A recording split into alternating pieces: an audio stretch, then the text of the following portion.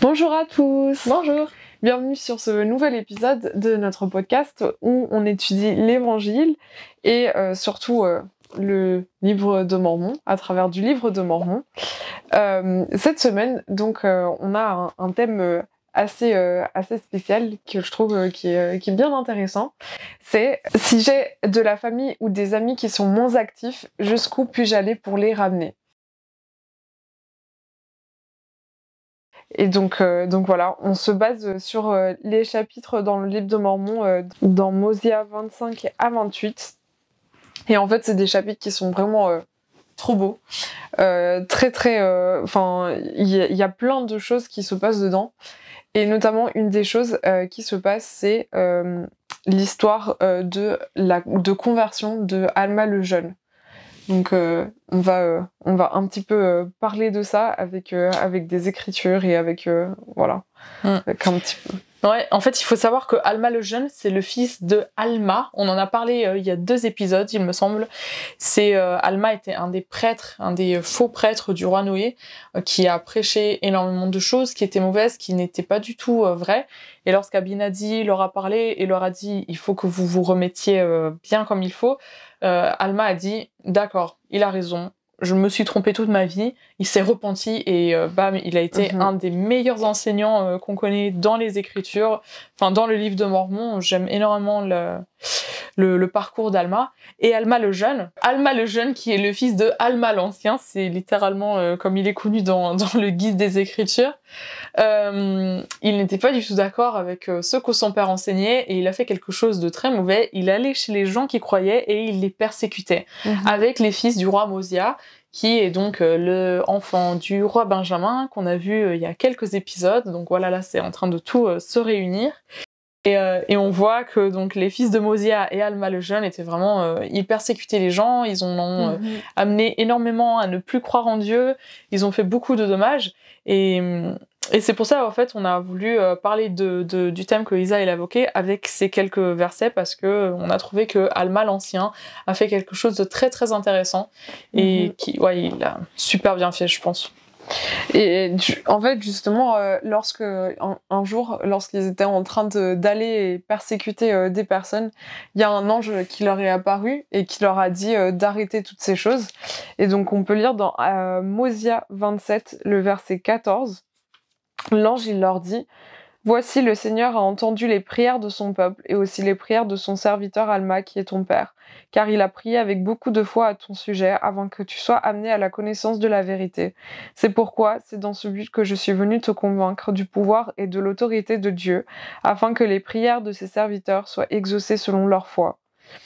Et bref, en plus de tout ça, il leur dit vraiment d'arrêter en fait de persécuter, de faire du mal à ces personnes. Et donc c'est là que vraiment Alma le Jeune, il a une histoire enfin vraiment de conversion incroyable où il a été pendant 3 jours, il pouvait plus c'était comme s'il était évanoui en fait, et il a eu tout un changement de cœur où il a dû vraiment se repentir pendant ces 3 jours.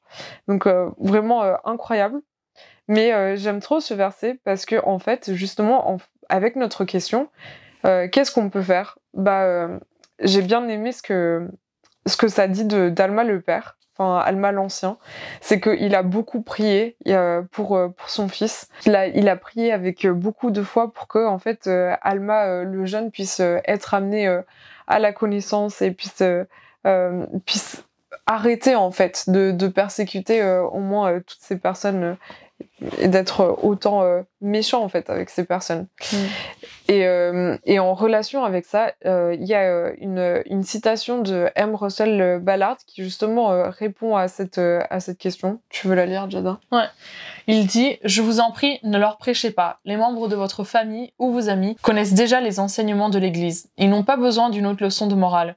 Ce dont ils ont besoin, ce dont nous avons tous besoin, c'est d'amour et de compréhension, pas de jugement. Partagez vos expériences positives de comment vous vivez l'Évangile. La chose la plus puissante que vous puissiez faire est de partager vos expériences spirituelles avec votre famille et vos amis. Soyez sincèrement intéressés par leur vie, leurs succès et leurs défis. Soyez toujours chaleureux, doux, aimants et gentils. » Et j'aime beaucoup cette cette citation parce qu'elle reprend beaucoup de choses. Et une des choses, c'est qu'il dit ils ont besoin d'amour et de compréhension. C'est-à-dire, évidemment, même Alma le jeune, il connaissait déjà tout ce que son père lui avait dit. Parce que pendant les 2-3 jours dans lesquels il était évanoui, sa reconversion, elle est venue parce que il connaissait déjà les paroles, il connaissait déjà les enseignements du Christ.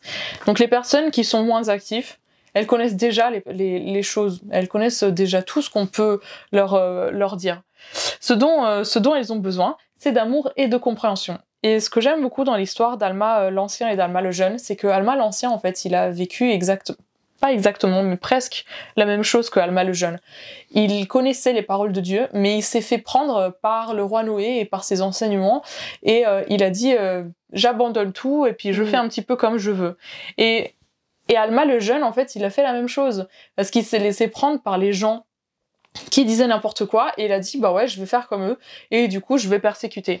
Les deux, ils connaissaient l'évangile, et les deux, ils ont réussi à faire leur chemin du repentir, et je pense que Alma le Jeune a réussi à le faire parce que Alma l'Ancien ne l'a pas poussé à faire des choses qu'il ne voulait pas. Il a beaucoup prié, il s'est peut-être que justement, comme Eldor Ballard il nous dit, il était en train de partager, il continuait peut-être à partager les expériences qu'il était en train d'avoir pendant qu'il enseignait ou des choses comme ça, mais en tout cas de ce qu'on nous dit, il ne l'a obligé à rien faire. Et ça, j'aime énormément. Et c'est cette compréhension que les gens qui sont moins actifs, ils ont besoin. Et il n'y a pas juste ça. Désolée, je vais beaucoup parler, mais j'ai une autre idée. Et après, je te laisse la parole. Et en fait, il y a une autre idée que j'aime beaucoup, c'est que peut-être que nous, on n'a pas été moins actifs, mais il y a eu un moment où il y aura un moment dans notre vie où on va pas être d'accord avec certains principes, où on aura du mal à vivre certains principes. Et je pense que quand on parle à des amis ou de la famille qui sont moins actifs, on a besoin de se souvenir que nous aussi, on a eu des moments où on a quitté un petit peu l'église. Peut-être on l'a pas fait à 100%, mais on a eu des moments où on a eu des doutes, où on a eu du mal à faire certaines choses. Et la seule chose, je pense, dont on avait besoin à ce moment-là, c'est d'avoir de l'amour et de la compréhension, parce que c'est pas parce que ce moment-là, on ne faisait pas tout à 100% qu'on était des mauvaises personnes. Et c'est pareil pour les familles ou les amis qui sont moins actifs. Ce ne sont pas des mauvaises personnes. Ils ne sont pas en train de vivre une vie sans joie, parce que même nous, quand on a du mal, c'est pas qu'on n'a plus de la joie, ou qu'on n'a plus la paix, ou qu'on n'est plus heureux. On est juste en train de vivre un moment où on a du mal. Et la seule chose dont on a besoin, c'est du soutien des autres. Et qu'on se sente encore et toujours aimé et toujours bien vu par les personnes autour de nous. Vu de la même façon que quand on était à 100% d'accord avec les mêmes choses, quoi. Ouais, et j'aime trop aussi ce qu'il dit de partager en fait les expériences spirituelles avec nos amis et avec notre famille. Et je pense, enfin pour moi je le vois toujours dans une manière que, enfin pas les forcer, pas forcer ces choses sur eux, mais vraiment à ce que ça soit fait naturellement. Et comme tu disais, bah justement, et on peut le lire dans Alma 36-17, que Alma le jeune, il a été sauvé, enfin, il se rappelait des choses que son père il avait dit, et justement ça dit il arriva que comme j'étais torturée, j'étais ainsi torturée par le tourment, tandis que j'étais déchirée par le souvenir de mes nombreux péchés. Voici, je me souviens aussi d'avoir entendu mon père prophétiser au peuple concernant la venue d'un certain Jésus-Christ, un fils de Dieu pour expier les péchés du monde. Et ce que j'aime bien de ça, c'est que son père, il a pas arrêté d'être qui il était devant son fils. Parce que son fils, il n'était pas d'accord avec lui, qu'il avait une manière de voir les choses différentes. Et je pense que nous, on doit faire la même chose. L'évangile, il fait partie de notre vie, forcément. Ça fait partie de notre vie, et que ce soit avec des personnes qui sont membres, que ce soit avec des personnes qui sont inactives, que ce soit avec des personnes qui sont pas du tout membres de l'église, c'est quelque chose qui va ressortir à un moment ou à un autre, le fait qu'on est membre de l'église et qu'on croit en ces choses et qu'on partage ces choses.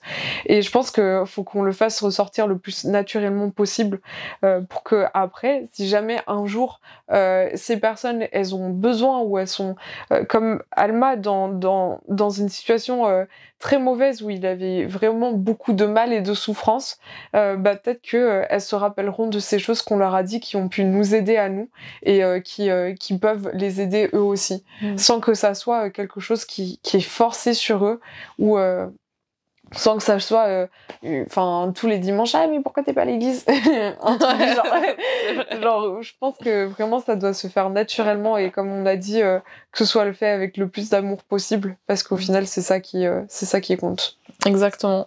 Donc ne forçons pas les gens et ne nous forçons pas à vivre une vie avec laquelle on n'est pas d'accord.